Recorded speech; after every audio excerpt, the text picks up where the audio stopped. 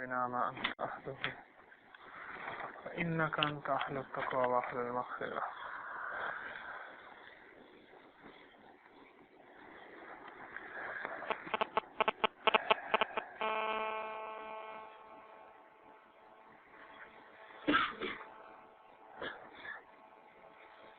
جس دن انسان پیدا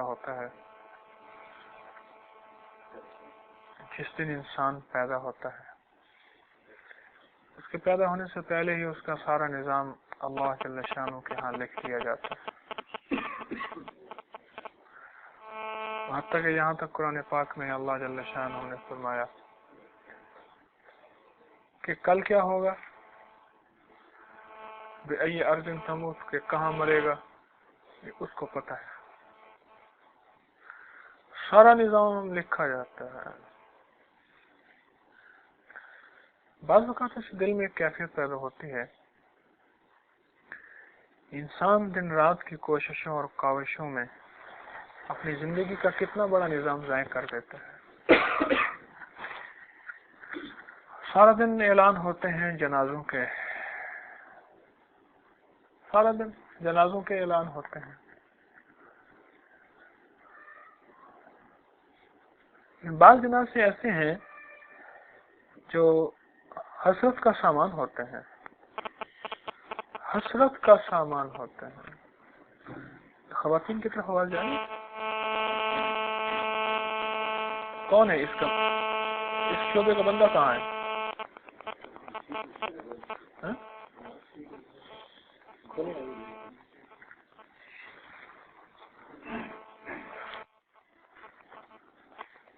کہ ساری زندگی آدمی مال کے پیچھے، شہرت کے پیچھے، عزت کے پیچھے، شان و شوکت کے پیچھے، وقار کے پیچھے دوڑتا رہا، کوشش کرتا رہا، محنت کرتا رہا، اپنے حسن کو بچانے کے لیے، اپنی صحت کو بچانے کے لیے، گرمی سردی سے بچانے کے لیے.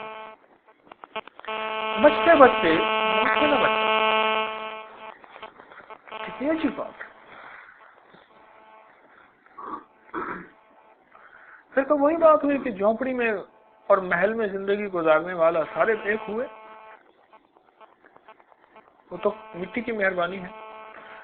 مجھے ایک صاحب بتانے لگے ہم نیپال میں گئے تو وہاں میتیں جلاتے تھے. کہنے لگے اتنی بدبو اٹھتی تھی. بعض وقت کھانے کو دل نہیں چاہتا، طبیعت بتلاتی تھی ہمارے اندر کتنا غم بھرا ہوا. پھولوں کو جلاؤ گے تو خوشبو اٹھے گی، سندل کو جلاؤ گے سندل اٹھے گی. اود جلاؤ گے، ابھی ہم اندر داخل ہوئے مجھے محسوس ہوا میں نے اود جلایا. اود لگایا یہاں اود کی دھونی دی ہے تو اود کی لکڑی سے خوشبو اٹھے گی. سندل کی لکڑی جلاؤ اس سے خوشبو اٹھے گی. ایک نجاست بھرا جسم ہے، اس کو جلاؤ گے تو اس کے اندر سے تو خوشبو تو نہیں آئے گی. یہ جو لا الہ الا اللہ محمد رسول اللہ جو ہے، لا الہ الا اللہ جو ہے یہ اندر کے نظام کے لیے، اور محمد رسول اللہ یہ باہر کے نظام کے لیے. لا الہ الا اللہ خیالات کو بدلنے کا نظام، مزاج کو بدلنے کا نظام، طبیعتوں کو، جیوں کو، اندر کی چاہتوں کو، من کو بدلنے کا نظام، عقائد کو بدلنے کا نظام، اور محبتوں کو اور وفاداریوں کو بدلنے کا نظام. اور محمد الرسول اللہ جو ہے وہ طریقوں کو بدلنے کا نظام ہے، وہ اپنے ظاہر کو بدلنے کا نظام ہے. لا الہ اندر کے لیے اور محمد الرسول اللہ باہر کے لیے. کہ اندر کا نظام بھی بدلے اور باہر کا نظام بھی بدلے. آپ حیران ہوں گے، یہ جسم جس کے اندر اتنی نجاستیں ہیں، جس کو جلانے سے بدبو ہی بدبو ہے. اور پھر مجھے کہنے لگے کہ وہ پھر تھوڑی دیر کے بعد نا میت کے جلتے جلتے جلتے جلتے جلتے جلتے بھئی آواز تو خواتین کی وقت آتا ہے وہ کھوپڑی پھٹتی ہے اور دھماکہ ہوتا ہے. وہ ساری گیسز دماغ میں اکٹھی ہوتی ہیں، پھر کھوپڑی میں اکٹھی ہوتی ہیں اور پھر وہ کھوپڑی پھٹتی ہے. ایک ہندو تھا ابھی مکہ مقدمہ میں، حضرت دامت برکاتہ مولانا کلیم صاحب جن کا رسالے کے اوپر نام بھی لکھا ہوا ہے، ان کی صحبت میں کچھ دن گزارنے کا وقت موقع ملا، تو ایک حضرت کے ہاتھوں اب تک تقریباً 70,000 سے زیادہ ہندو سکھ مسلمان ہو چکے ہیں، اور ان کے دل میں ایک عجیب خیر خواہی کا جذبہ ہے غیر مسلموں کے لیے۔ میں تو حیران ہوا، غیر مسلموں کے لیے ان کے دل میں ایک عجیب خیر خواہی کا جذبہ ہے، نفرت نہیں ہے۔ میں سوچنے لگا، چونکہ یہ غیر مسلموں کے درمیان رہتے ہیں اور پھر غیر مسلموں کی آخرت کی فکر کر رہے ہیں، ان کی آخرت کی فکر کر رہے ہیں، لگے اس لیے ان کا جذبہ جو ہے وہ غیر مسلموں کے لیے ایک بھائی چارے کا ہے، خیر خواہی کا ہے۔ تو ایک صاحب سے ملاقات کرائی کہ یہ ہندوستان کے بہت زیادہ بڑے سنگر بھی تھے، ڈانسر بھی تھے۔ مجھے تو اس وقت اللہ والے نظر آئے، تو فرمانے لگے کہ یہ روتا ہے شخص کہ میرے والدین کا کیا بنے گا، اس دنیا کی آگ میں بھی جلیں گے اور آخرت کی آگ میں بھی جلیں گے، دو آگیں اکٹھی، چھوٹی آگ اور بڑی آگ۔ کیا میرے والدین کے لیے آگ میں ہی جلنا مطلوب اور مقصود ہے اور ان کی مقدر میں یہی کچھ لکھا ہوا ہے؟ یہ نجاستوں اور گندگیوں سے بھرا ہوا جسم آخر یہ تو جنت میں جانے کے قابل ہی نہیں ہے۔ پاکیزہ جگہ، جنت میں نیند ہی نہیں، جنت میں بھوک نہیں، اور جنت میں داڑھی نہیں، اور جنت میں بڑھاپا نہیں، اور جنت میں نجاست نہیں۔ جنت تو ان چیزوں سے پاک ہے۔ کیوں؟ خود رب پاک ہے۔ سبحان اللہ، سبحان اللہ کسے کہتے ہیں؟ کہ اللہ جل شانہ سارے عیبوں سے پاک ہے۔ اب یہ اتنا جسم لے کے جنت میں کیسے جائے گا؟ سوچنے کی بات۔ تو پاکیزہ جگہ کے لیے پاکیزہ جسم چاہیے۔ کیوں اللہ والا؟ کتے میں جس پانی میں برتن میں کتا پانی پیتا ہے، دودھ پیتا ہے، اس میں وہی برتن لے کے دودھ والے کے پاس جاؤ، وہ اس میں قیمتاً بھی دودھ نہیں دے گا، وہ کہے گا برتن پاکیزہ لیا۔ تو پاکیزہ تو اس کے لیے چاہیے بھی کیا؟ پاکیزہ جسمی پاکیزہ چاہیے۔ کیوں اللہ والا؟ میری چھوٹی چھوٹی باتیں اگر غور سے سنیں گے تو سمجھ آ جائے گی۔ حکیموں کے پاس ٹوٹکے ہی ہوتے ہیں، میرے پاس تو ٹوٹکے ہی ہیں۔ تقریریں قرآن و حدیث ہو تو علماء سنائیں گے، ان کے شایان شان ہے، تو فقیروں کے پاس تو ٹوٹکے ہی ہوتے ہیں۔ تو جسم پاکیزہ کیسے ہوگا کہ وہ جنت میں جانے کے قابل بن جائے؟ تو ساری زندگی کی مشق ہے، یہ بات یاد رکھیں میری، ساری زندگی کی مشق ہے۔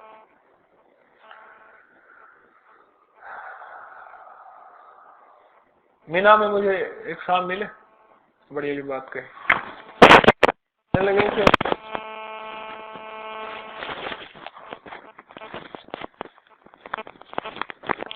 کہنے لگے کہ پہلی دفعہ حج پہ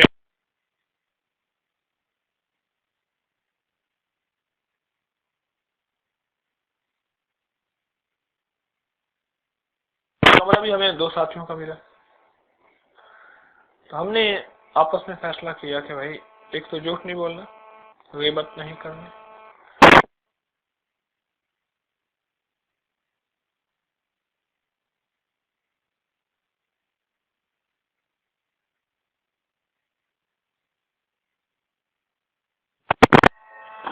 اور وہ کہنے لگے غیبت سے ہم نے پہلے فیصلہ کر لیا، سارا دن خاموش رہتے کہ کوئی گفتگو ایسی ہو، موضوع ایسا چڑھے جس میں غیبت ہو۔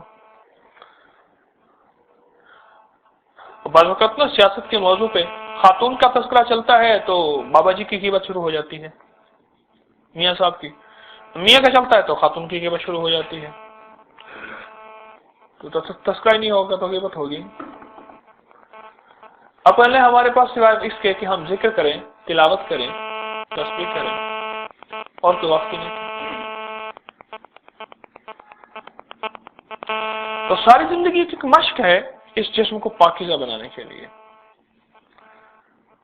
آنکھوں کو بچا کے چلو یہ ایک مشق ہے، اور یہ مسلسل مشق ہے، مسلسل مشق ہے. زبان کو بچا کے چلو، گناہوں کے زبان کے جو گناہ ہیں اس کی مسلسل مشق ہے، یہ اندر کے تن کو من کو پاکیزہ کر رہے. اور دل کو بچا کے چلو غیر شرعی خواہشوں سے، ایسی خواہشوں سے، ایسی امنگوں سے. ایک پوری مشق ہے. حتیٰ کہ دل کو اشراف نفس سے بچا کے چلو، نفس کا تمام، نفس کی خواہش. گھڑی پہنے ہوئے یہ گھڑی میرے پاس آ جائے، ہیلے بہانوں سے گھڑی پوچھ رہا ہے اس کی. شاید کوئی اور پوچھ رہا ہے، ہم کسی بات گمانی بھی نہیں کر سکتے، کیا پتا اس نے ٹائم وقت کے لیے پوچھا ہو یا ایسی تعریف کے لیے کہ کسی چیز کی اللہ کی رضا کے لیے تعریف کر رہا. یہ پہلو بھی سامنے رہے. لیکن ایک پہلو یہ بھی ہے کہ ایک اشراف نفس ہے، نفس کا طمع ہے، اندر کی خفیہ ایک خواہش ہے جس کا اظہار نہیں ہوتا. اب ساری زندگی اس کی مشق ہے. اور اس کی مشق کا میدان کیا ہے؟ گھوڑے کی مشق کا میدان ہوتا ہے. اس میں وہ مشق کرتا ہے، پھر اس کو تیار کیا جاتا ہے مختلف کاموں کے لیے. تو اس کی مشق کا میدان یہی دنیا ہے. یہ دکانیں اس کی مشق کا میدان ہے، یہ دفتر اس کی مشق کا میدان ہے، یہ زمین اس کی مشق کا میدان ہے. آنکھوں سے نظر آ رہا. ابھی میں سفر سے آیا ہوں، سارا دن سفر کیا روڈ کا، تھکا مارا. مجھے کہنے لگے ہمارے جو ساتھ گاڑی چلا رہے تھے، جن کی گاڑی تھی اللہ ان کو جزائے خیر دے، وہ لیا. مجھے کہنے لگے یہ پیٹرول پمپ، کہنے لگے میں آتا جاتا رہتا ہوں نا تو مجھے یہاں کے پیٹرول پمپوں کا پتہ ہے. یہ سی این جی ہے، یہاں ٹیشو بھی دیں گے، پانی بھی دیں گے، صاف بھی کریں گے، لیکن آدھی ہوا ہوگی، آدھی سی این جی، آدھی گیس ہوگی. آنکھوں سے نظر آئے گا کہ 2 نمبر کر کے جھوٹ بول کے اس کا مال بڑھ رہا. آنکھوں سے نظر آئے گا. لیکن میں آپ کو سچ کہہ رہا ہوں، سچ کہہ رہا ہوں، جب مال آئے گا نا، جس طرح کا مال آئے گا اس طرح کے حالات آئے گا. سن لیں میری بات، چھوٹی سی بات ہے، اس میں بڑا وزن ہے. جس طرح کا مال آئے گا نا اس طرح کے حالات آئے گا. میں سچ کہہ رہا ہوں. سلگتی اور الجھتی کہانیاں میرے پاس آتی ہیں، بعض اوقات میں خود رو پڑتا ہوں. اتنا غمزدہ شخص اور اتنا پریشان شخص، جس طرح کا مال آئے گا نا اسی طرح کے حالات ہیں.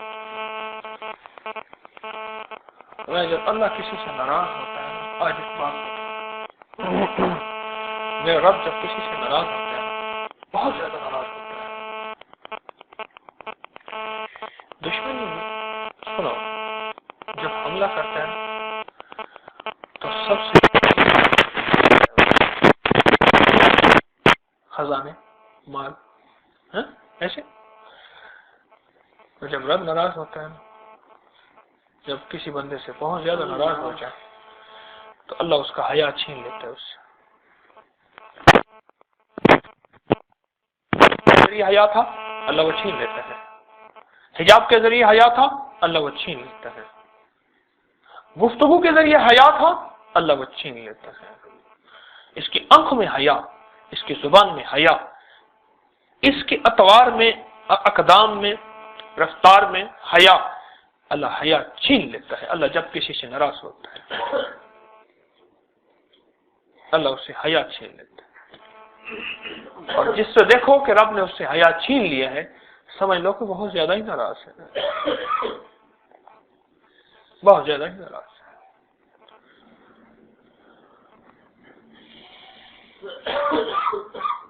آرزویں خون ہوں یا حسرتیں پامال ہوں، آرزویں خون ہوں یا حسرتیں پامال ہوں، اب تو اس دل کو تیرے قابل بنانا ہے مجھے.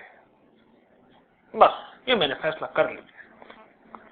میری آرزوؤں کا خون ہو کہ رہی دل کے دل میں حسرتیں جو قضا نے آ کے مٹا دی، اور میری حسرتوں کا خون ہو، آرزویں پامال ہو گئی، حسرتیں خون ہو گئی.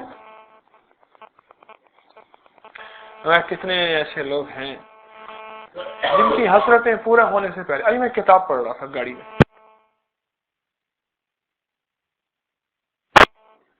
اس میں نے ابھی بھی پڑھا کہ کتنے لوگ ایسے ہیں کہ کتنے لوگ ایسے ہیں کہ ان کی خواہشیں، حسرتیں مرنے سے پہلے پوری نہیں بلکہ مرنے کے بعد تک بھی پوری نہیں ہوتی، وہ دل ہی دل میں رہ جاتی ہے،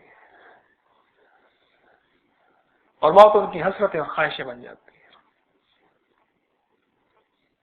کہتے ہیں یہ ساری چیزیں مجھے قبول ہیں الہی، حالات آئیں، حال آئے، مشکل آئیں، مشکلات آئیں، پریشانی آئے، پریشانی آئیں، لیکن تیرا ساتھ نہ چھوٹے، رشتہ میرا خدا کی خدائی سے ٹوٹ جائے، چھوٹے مگر نہ ہاتھ سے دامان مصطفیٰ صلی اللہ علیہ وسلم۔ میرے آقا سارا جہان کا رشتہ ٹوٹ جائے، آپ کا دامن میرے ہاتھ سے نہ چھوٹے۔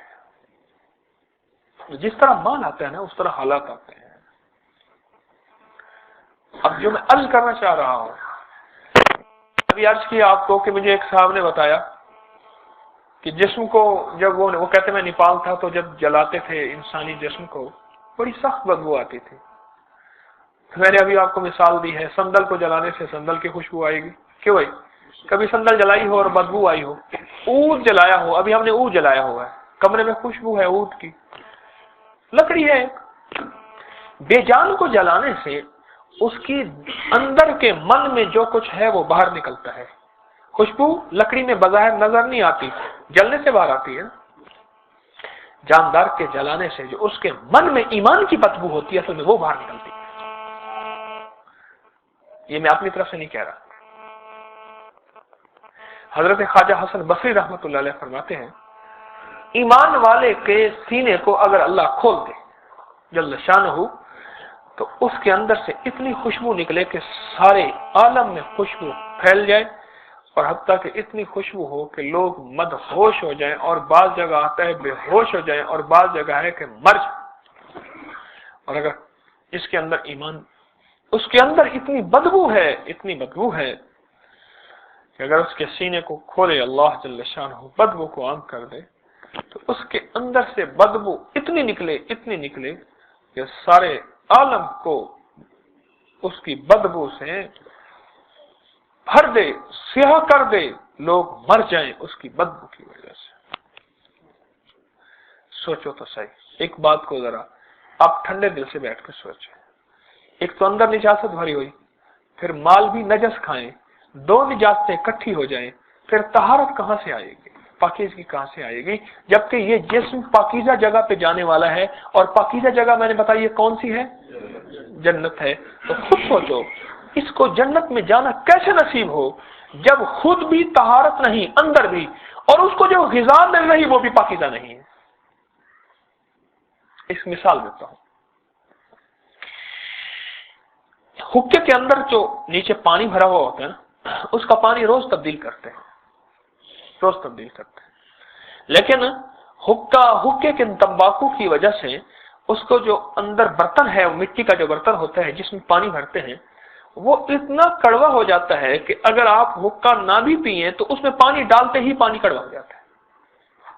اور اس کا واحد حل یہ ہوتا ہے، اگر کوئی شخص چاہتا ہے کہ میں حقہ بھی نہ پیوں، اور اس کا پانی کا برتن جس میں حقہ ڈالتے ہیں نیچے اس کا پیندہ جو ہوتا ہے وہ کڑوا نہ ہو، تو روز اس کا پانی ایسے ہی بدلتا رہتا ہے، ایک وقت آتا ہے یہ کڑواہٹ کو ساتھ لے جاتا رہتا ہے، ایک وقت آتا ہے وہ برتن صاف ہو جاتا ہے۔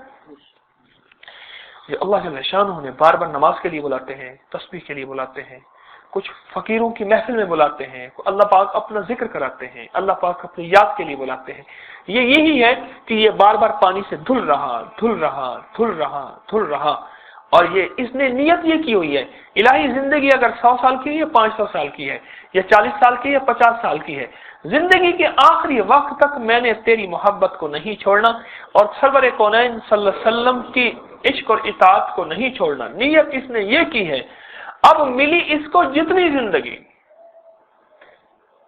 تھوڑی یا زیادہ، اس کو جتنی زندگی ملی، بعض اوقات کتابوں میں لکھا ہے اللہ جل شانہ کسی بندے سے بہت زیادہ محبت کرتے ہیں تو اس کو زندگی تھوڑی دے کے اپنے پاس بلا لیتے ہیں. جس طرح محبوب کو محبوب سے یا محب کو محبوب سے ملنے کا ایک اشتیاق اور شوق ہوتا ہے، اس طرح پھر اپنے پاس بلا لیتے ہیں اللہ پاک، جلدی جلدی بلا لیتے ہیں اس بندے کو.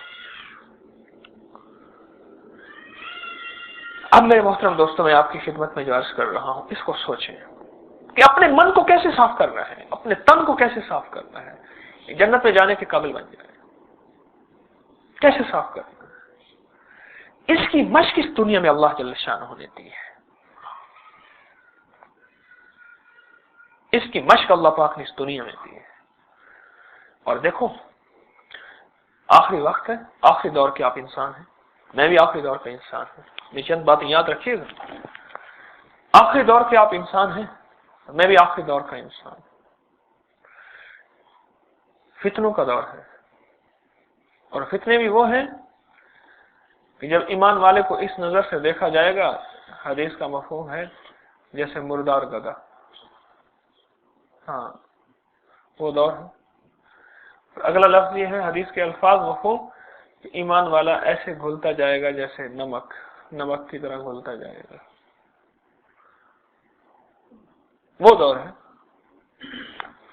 فتنوں کا دور. اور کیسا دور کہ آدمی صبح ہوگی مومن ہوگا، شام ہوگی کافر ہو جائے گا، پتہ ہی نہیں چلے گا. فتنوں کا دور ہے، فتنوں کا دور ہے. اب آپ بھی فتنے کے دور میں پیدا ہوئے، میں بھی فتنے کے دور میں پیدا ہوا. اب جب ایک بات طے ہو گئی، یہ دور فتنوں کا ہے. اور فتنوں کے دور میں علامات ہیں باقاعدہ. حدیث میں علامات قیامت کے پورے باب ہیں حدیث کی کتابوں میں. اور سرور کونین صلی اللہ علیہ وسلم نے جو پیشین گوئیاں فرمائی ہیں، آپ وہ ساری اٹھا کے دیکھیں، اور بعض اوقات پڑھنا کچھ ہوتا ہے تو وہ ساری وہ نظر آ رہی ہوتی ہیں، ساری کی ساری نظر آ رہی ہیں. فتنوں کا دور ہے. اس دور میں ایک خوشخبری بھی ہے، جو دین پہ 10% عمل کر لے گا اللہ اس کو معاف کر دے گا. 10%. کون سا 10%؟ وہ صحابہ والا، وہ رسول اللہ صلی اللہ علیہ وسلم والا اگر کوئی عمل کر لے گا. میرا آپ کا 10% طے کیا ہوا نہیں ہے، وہ 10%. وہ پھر پوچھیں، وہ تحقیق کریں کہ وہ 10% کیا ہے. ایک بات. اور دوسری آپ کی خدمت میں درخواست ہے، دیکھو بات سنو، جب چیز تھوڑی ہو نا اس کو احتیاط سے استعمال کرتے ہیں. ہم مزدلفہ میں گئے نا، پانی کہاں؟ ہمارے حاج صاحب کہیں بیت الخلاء کی طرف چلے. میں کہا ٹھیک. کہنے لگے پچھلے سال کہاں آئے تھے؟ میں کہا حاج صاحب کتنا بڑا مزدلفہ، پتہ نہیں کہاں بس والے نے اتار دیا.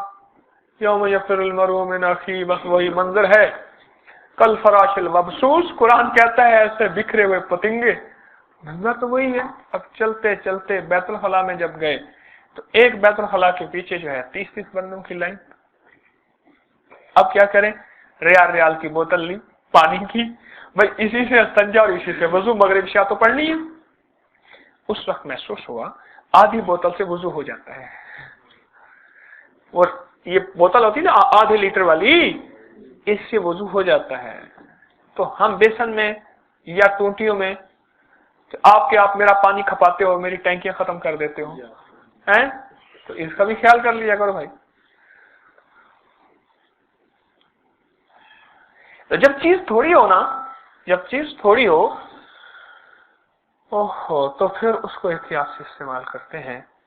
زندگی تھوڑی ہے، تھوڑی سچی بات تھوڑی ہے زندگی. مجھے یاد آیا مزدلفہ کی رات ایک بوتل میں ایک گھونٹ پانی بچتا تھا تو میں نے اس کو دوسری بوتل میں ڈال کے اس کو پورا کر دیا. عام طور پہ ایسا نہیں دیکھا. کیوں؟ پانی نہیں ہے تو لائنیں لگی ہوئی ہیں اور مخلوق پریشان ہے. زندگی تھوڑی ہے. وہاں احساس ہوا حج فلسفہ ہے ایک نظام کو سمجھانے کا. حج کوئی پھیرے لگوانے کا نام نہیں ہے، کالے کوٹھے کے پھیرے لگوانے کا نام نہیں ہے. فلسفہ ہے، ایک نظام ہے۔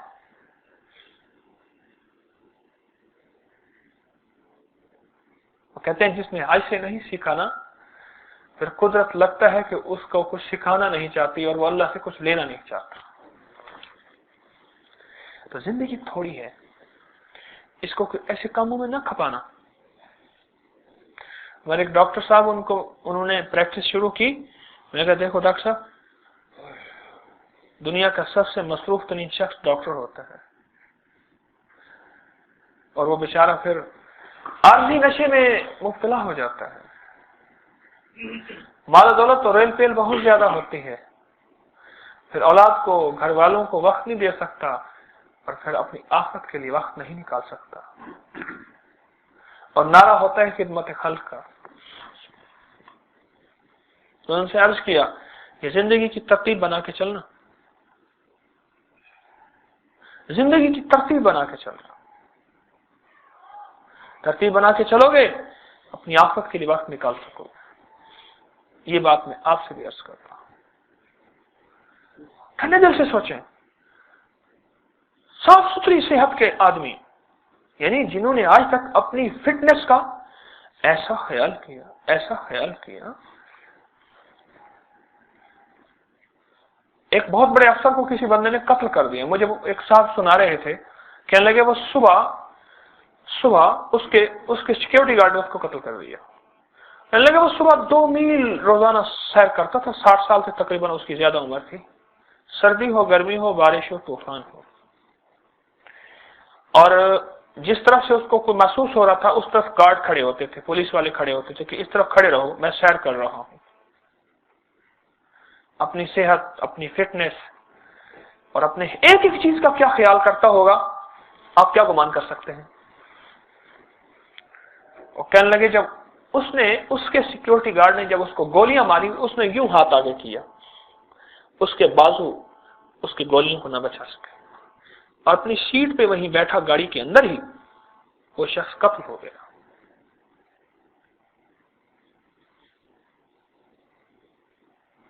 میں آپ سے عرض کر رہا ہوں، مشینی دور ہے، مصروف دور ہے، اپنی زندگی کی ایسی ترتیب بنانا جس میں میرے دوستوں پھنس نہ جانا، اور پھنسنے کے بعد پھر بندہ پھنس جاتا ہے، اور پھنسنے کے بعد پھر زمین میں ایسا دھنستا ہے، پھر وہ قبر پہ چلا جاتا ہے، حتی زرتم المقابر۔ ایسا نہ دھنس جانا۔ میں آپ کو دنیا سے، مال سے، چیزوں سے، کاروبار سے، اپنے اسباب دنیا سے، صنعت سے، تجارت سے نہیں روک رہا، اعلیٰ تعلیم سے نہیں روک رہا، لیکن میں آپ کی خدمت میں اتنا عرض کر رہا ہوں، اپنی آخرت کو دیکھ کے چلیں۔ ہمیشہ کی گمنامی ہمارا مقدر بن چکی ہے، یہ طے ہے بات۔ بعض اوقات اخبارات میں کبھی کبھی اخبار دیکھنے کا موقع ملتا تھا، اب بھی کچھ مصروفیت کی وجہ سے میں روز اخبار نہیں پڑھ سکتا۔ کچھ ایسے کالم نگار ہوتے تو لکھتے تھے، اب نظر ہی نہیں آتے، ان کا تذکرہ نہیں آتا۔ وہ سیاسی لوگ، بڑے لوگ جو کہتے تھے ان کے بغیر ملک نہیں چل سکتا۔ میں نے ایک شخص سے پوچھا، کہنے لگے اگر ڈاکٹر محبوب الحق نہ ہونا تو اس ملک کا بجٹ نہیں بن سکتا۔ وہ مر گیا، وہی تھا نا غالباً، تو ملک کا بجٹ بن گیا۔ ایک میں نے کس شخص سے سنا، اللہ پاک ان کے درجات کو بلند کرے، اللہ ہر کسی کی مغفرت فرمائے۔ میرے دوستو، اپنی آخرت کا کچھ نظام بنائیں، ایک پیغام ہے یہ۔ اپنی دنیا کے منصوبے بنانے سے پہلے ایک پل کے لیے ذرا ٹھٹک جایا کریں، ٹھہر جایا کریں، رک جایا کریں، اپنی سانسوں کو روک لیا کریں کہ میں دنیا کے سارے منصوبے بنا رہا ہوں۔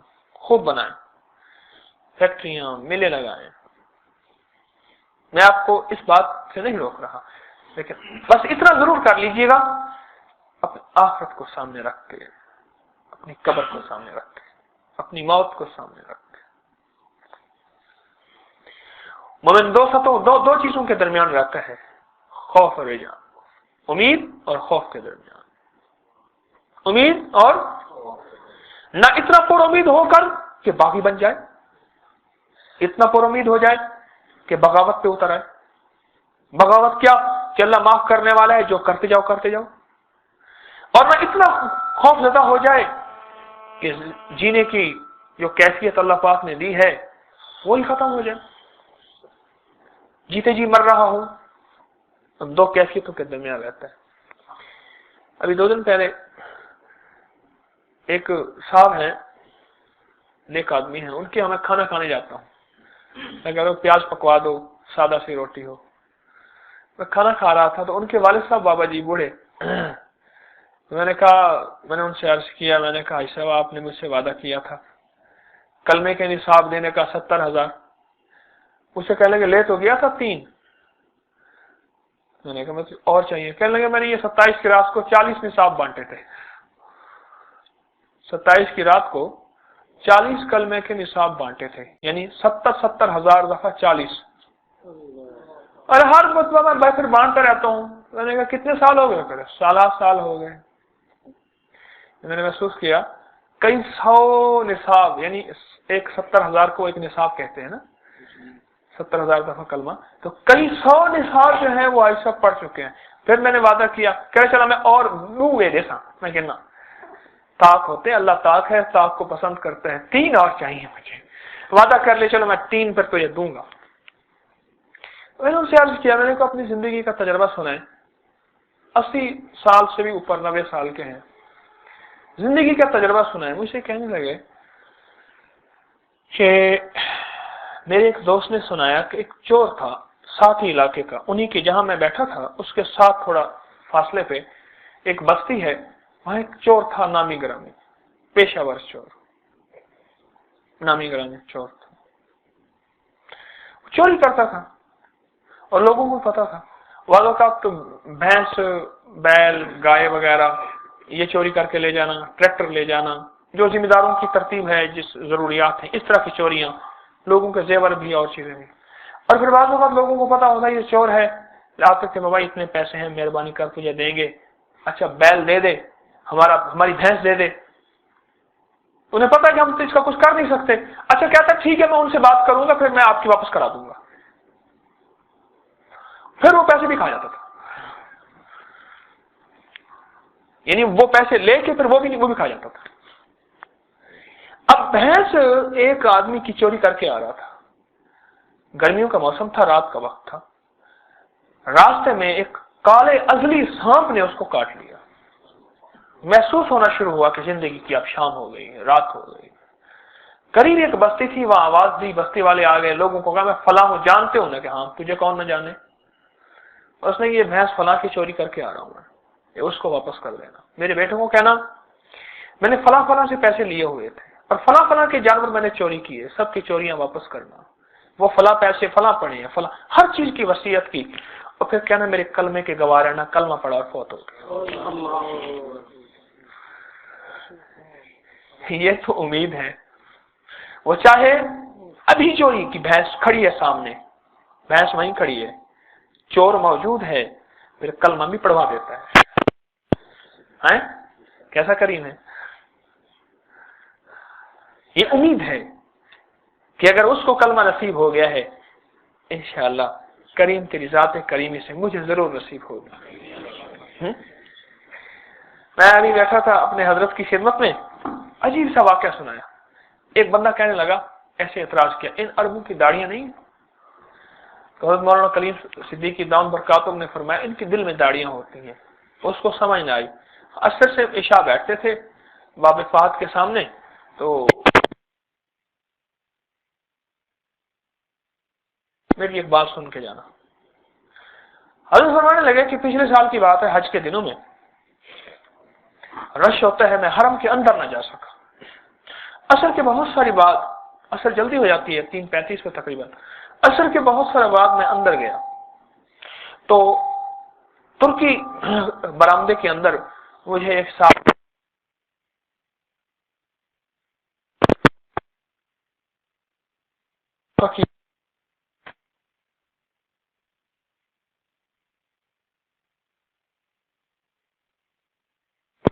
मैंने कि ये क्या कर, ये मर्द की शान होती है। सीना फुला के कहने लगे تو کہنے لگے کہ چونکہ انہوں نے مجھ پہ احسان کیا تھا، حل جزاء الاحسان الا الاحسان، احسان کا بدلہ تھوڑی سی خیر کہ رسول اللہ صلی اللہ علیہ وسلم کی زندگی کیا تھی، آپ کا طریقہ کیا تھا، آپ کا انداز کیا تھا، اور سوال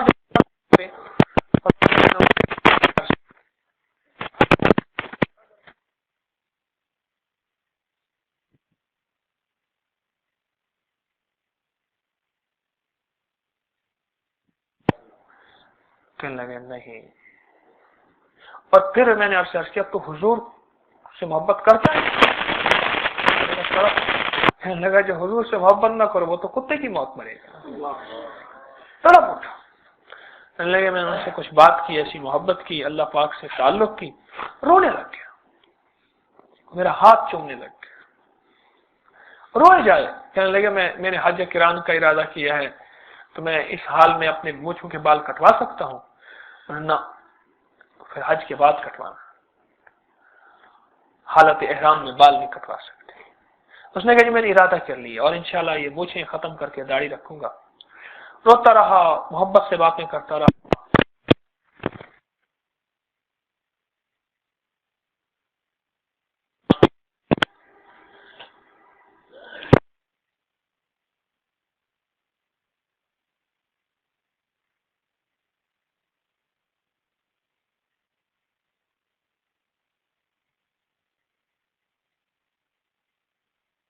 تو کہنے لگے میرے ساتھ تھے وہ گر گیا، جا کے زم گیا. وہ حضرت ایوب علیہ السلام کی دعا ہے نا، رب انی رب کیا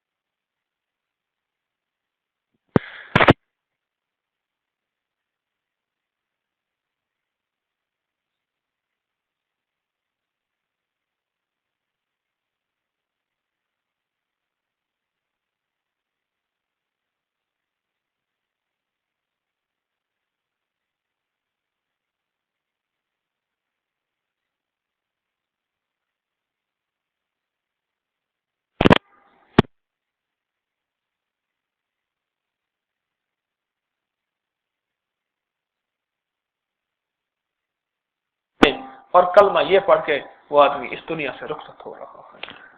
واہ، یہ امید ہے، امید، یہ امید ہے. امید کے دو واقعے سنائے آپ کو تازہ تازہ. مومن امید اور خوف کے درمیان رہتا ہے، اور خوف کا عالم عمر رضی اللہ تعالیٰ عنہ حضرت حذیفہ سے پوچھنے لگے کہ سرور کونین صلی اللہ علیہ وسلم نے آپ کو منافقین کے نام دیے ہیں، بس اتنا بتا دے کہیں اس میں عمر کا نام تو نہیں. میں یہ نہیں پوچھتا کہ کن کن کے نام ہیں، بس اتنا بتا دیں کہ حضرت عمر رضی اللہ تعالیٰ عنہ فرمانے لگے میرا نام تو نہیں. میرے محترم دوستو، زندگی کی جو بھی ترتیب بنائیں آخرت کو سامنے رکھیں. زندگی کے جو بھی نظام بنائیں آخرت کو سامنے رکھیں. میں آپ سے عرض کر رہا ہوں بار بار، میں کہتا ہوں آپ بڑی بڑی تجارتیں کریں، حلال طیب نظام کا سارا نظام سنبھالیں، میں کہاں انکار کر رہا ہوں. میں سارے نظام کے ساتھ ساتھ کچھ موت کی تیاری کر لیں. سونے کے چمچے منہ میں لے کے پیدا ہونے والے اور اپنے حسن اور جوانی اور اپنی صحت اور فٹنس کا سدا خیال رکھنے والے ہائے موت کی مٹی میں کھو گئے. یہ پیغام کو تھوڑا نہیں، یہ بہت بڑا پیغام ہے. یہ بہت بڑا پیغام ہے۔ روز ہمارے ساتھی ہم سے بچھڑتے جا رہے ہیں، ہمارے ہمجولی، ہمارے ہر گام و ہر قدم چلنے والے ہمارا ساتھ چھوڑ رہے ہیں۔ مسجد گئے ہم جنت البقیع میں، قبرستان بقیع قبرستان میں، تو میت دفن ہو رہے تھے، ہم گئے تو میں نے ان سے پوچھا یہ قبر، کہنے لگے نہیں یہ قبر رات ہم نے اس کو عشاء کے بعد، ہم فجر کے بعد گئے، عشاء کے بعد جو ہے ہم نے اس کو دفن کیا۔ کوئی مسافر تھا وہ فوت ہو گیا، اس کو دفن کر دیا۔ موت کی ہچکی کو ذرا غور سے سن، زندگی بھر کا خلاصہ اسی آواز میں ہے۔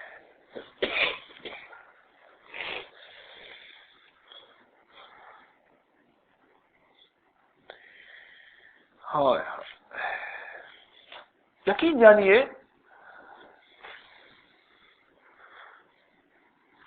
حضرت حاجی امداد اللہ مہاجر مکی رحمت اللہ علیہ، ہمارے بڑے پیر و مرشد، لگے حضرت حکیم الامت رحمت اللہ علیہ کو، ابھی حضرت نے فرمائی بات، ان کا ملفوظ عرض کر رہا ہوں، وہاں لگے تجھے کتب بننے کا نسخہ بتاؤں، کتب بننے کا، اللہ کے اولیاء سے بڑا مقام ہے۔ حضرت ضرور بتائیں، فرمایا جب کوئی کافر مر جایا کرے نا تو کونے میں جا کے رو لیا کر،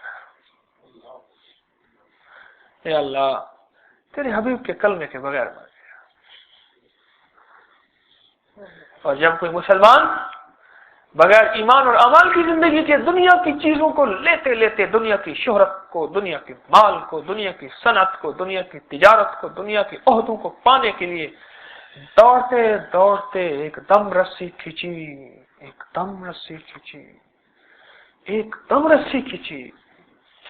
اور زندگی کی ڈوری ٹوٹ گئی، جب کوئی شخص ایسے مر جائے نا تو کونے میں جا کے رو لیا۔ فرمایا یہ کتب بننے کا آسان راستہ ہے جس کے دل کے اندر سرور کونین صلی اللہ علیہ وسلم کی امت کا غم ہے۔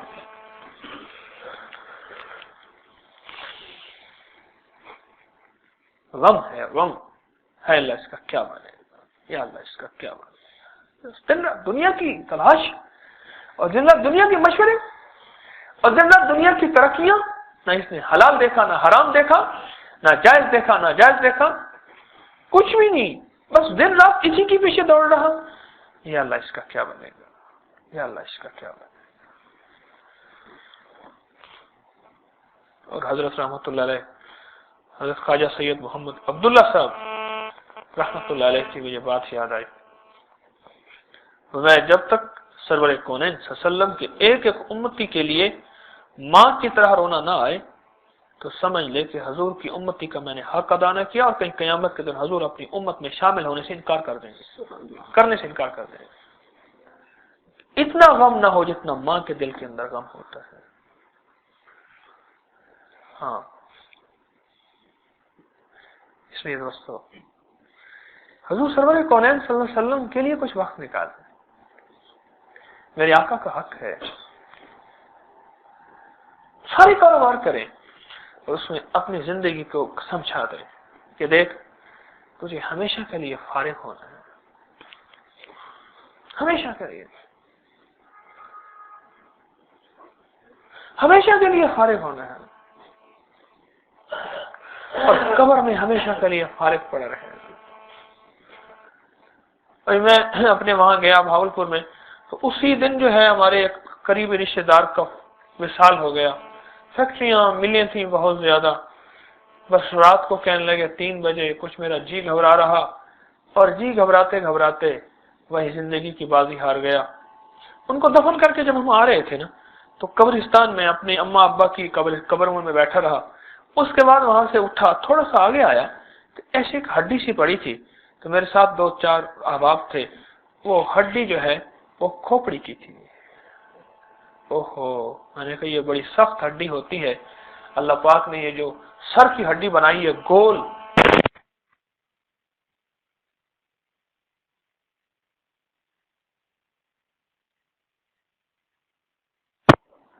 اور یہ مٹی میں گلتی بھی بڑی مشکل سے ہے. حیرت انگیز بات ہے، یہ ہڈی کا ٹکڑا پڑا ہے، پتہ نہیں کیا ہو گیا اس ہڈی کو، کیا پتا، کیا خیال، پتہ نہیں کتنا عرصہ ہو گیا ہوگا اس ہڈی کو، اور کتنے عرصے کے بعد زمین نے اس کو اوپر اگل دیا. میرے دوستو، عنقریب بے نام ہونے والے ہیں، گمنام ہونے والے ہیں. آپ جو کام بھی کریں اس میں آخرت کے لیے کچھ حصہ نکالیں، اس میں سرور کونین صلی اللہ علیہ وسلم کی غلامی کے لیے، اس حبیب کی غلامی کے لیے جس نے سب کچھ ہونے کے باوجود ہمارے لیے ساری چوٹیں اور ساری تکلیفیں برداشت کی.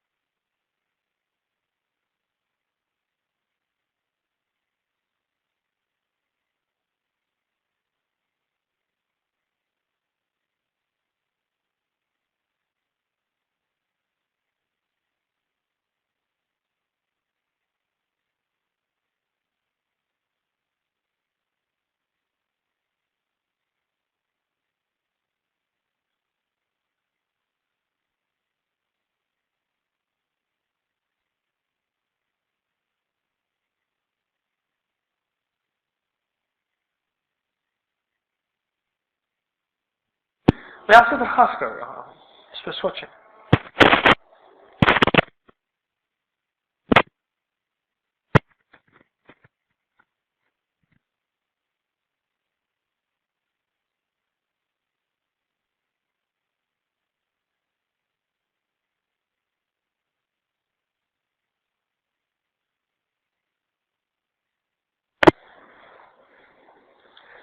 اس کی مہربانی ہے، ورنہ قبریں بھول جایا کرتی ہیں، قبریں بھول جاتی ہیں.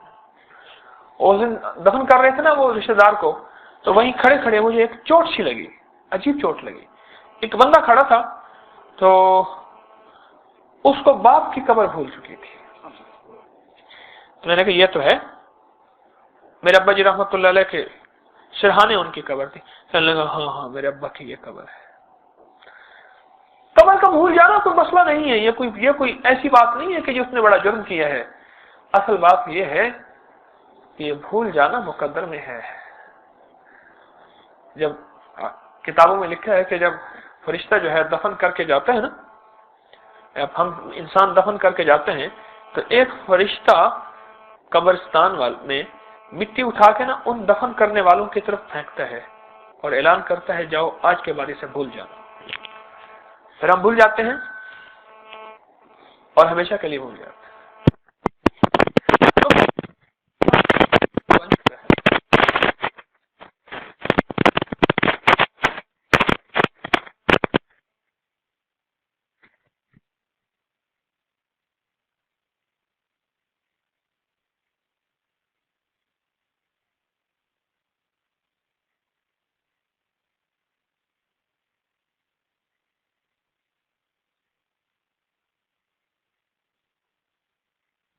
دنیا کی گردش کے، دنیا کے بھنور میں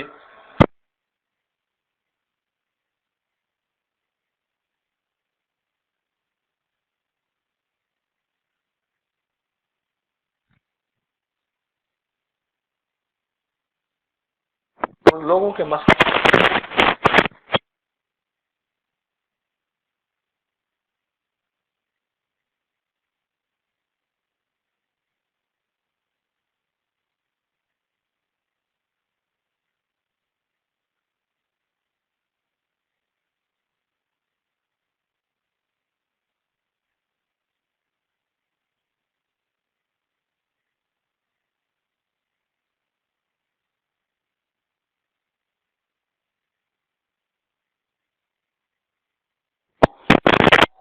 میں نہیں کہتا آپ کوشش نہ کریں، اتنا ضرور عرض کروں گا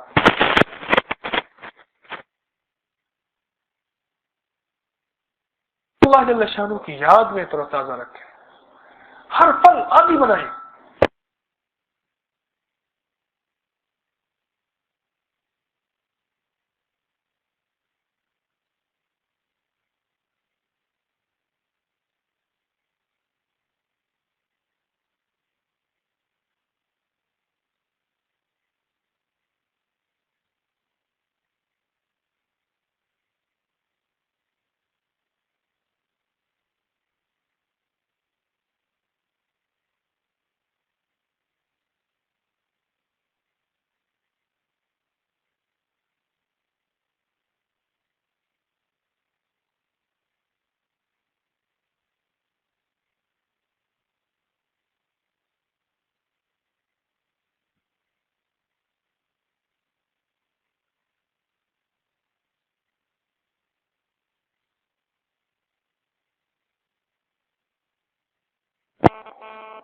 جیسے میں نے ابھی عرض کیا کہ تھوڑا پانی سے بھی گزارا ہو سکتا ہے.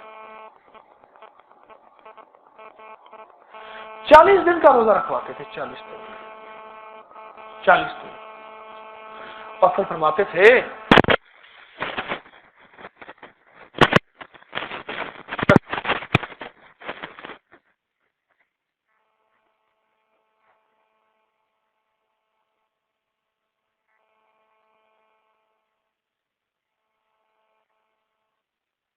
کہ بولو بتا دے گا.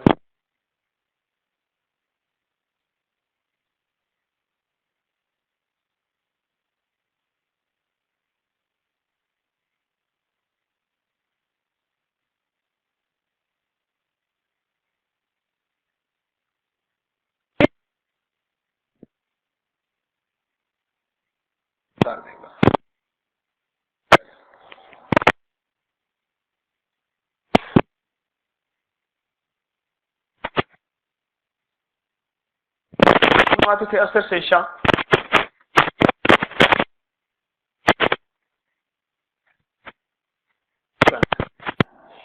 بس تمہارا یہ روزہ ہے, دنیا کے کام کرتے رہو لیکن چپ رہو, دکان پہ, مکان میں, دفتر میں, زمین میں, صنعت میں, تجارت میں, جہاں بھی, اور اس وقت اللہ جل شانہ کا ذکر کرو. اس سے بڑا فرق پڑتا ہے, بہت فرق پڑتا ہے. کہ زبان جو ہے ہر وقت بولتی ہے دنیا کے بول بول بول بول بول کے, دنیا کے بول بولتے بولتے کہ پتہ نہیں اس پہ کلمہ آئے گا یا نہیں آئے گا. اور جب بندہ یہ مشق کر لیتا ہے نا, جو میں آپ کی خدمت سے عرض کر رہا ہوں, یہ مشق کر لیتا ہے,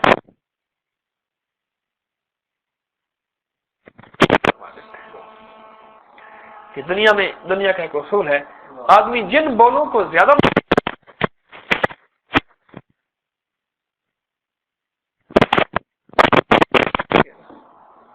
بڑی قیمتی بات کہہ گیا ہوں, آدمی دنیا میں جن بولوں کو زیادہ بولے گا آخری وقت میں وہی بول زبان پہ ہوں. اچھا,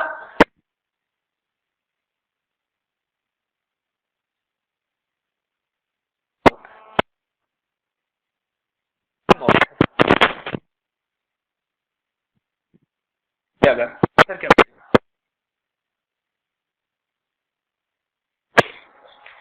ایک ہمارے وہاں تھے سبزی منڈی میں نا, وہ بولی دیتے تھے, وہ بولتے ہوئے نا وہی بول رہے ہوتے تھے.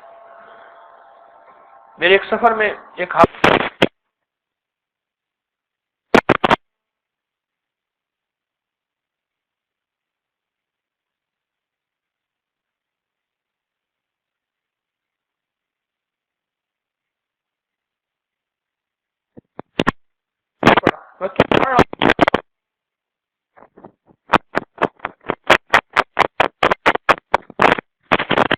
موت کے بول جو ہیں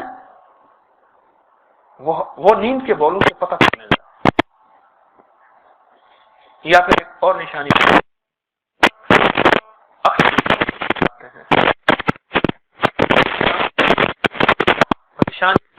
یا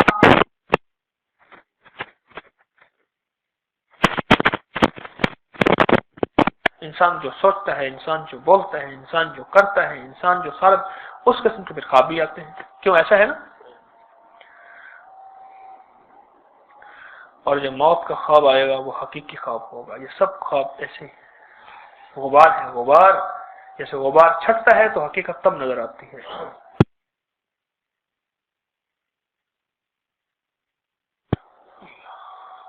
آخرت کے لیے وقت نکالیں, آخرت کے لیے وقت نکالیں. اب سوچیں میں کیسے وقت نکالوں اپنی مصروف زندگی میں سے,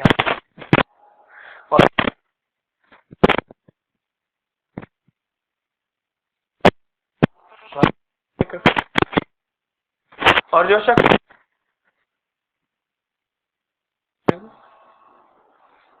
اس کو سوچو, میں بھی سوچوں, آپ بھی سوچیں کہ میں آخرت کے لیے کیسے وقت نکالوں.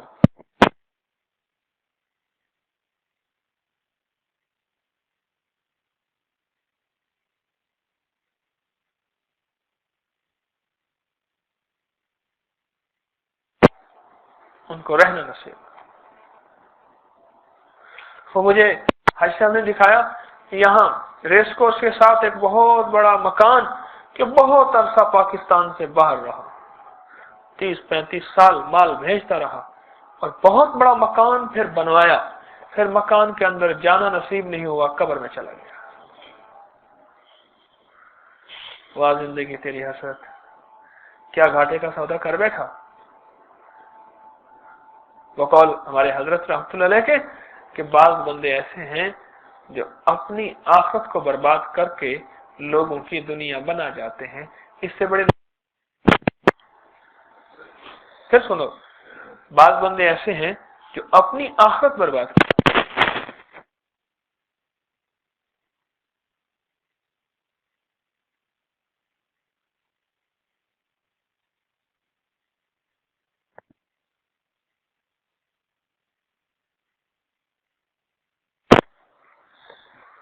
اس سے بڑا نادان کوئی نہیں۔ اچھا، جس اولاد کے لیے، جس رشتے دار عزیز و اقارب کے لیے یہ کر رہا، قیامت کے دن وہی اس کے خلاف خود گواہیاں دیں گے۔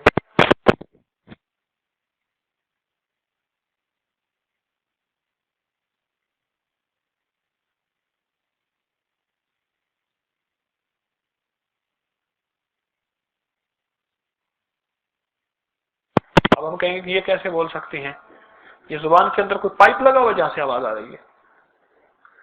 یہ تو ہواؤں کے ارتاج سے اللہ الفاظ بنا رہے ہیں، میرے بنا رہے ہیں نا۔